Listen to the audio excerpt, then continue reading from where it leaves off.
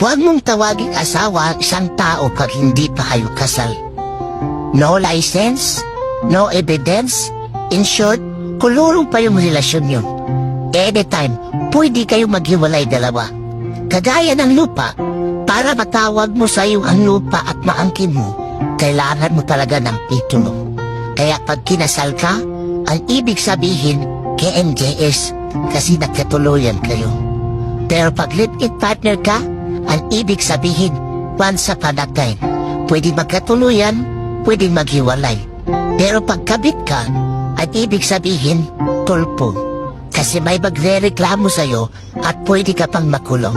Pero pag iniwan ka, ang ibig sabihin soko. Naluko ka na, na-scam ka pa. Kaya gulapin mo yung biyanan mo. Isuli mo ang kanyang anak.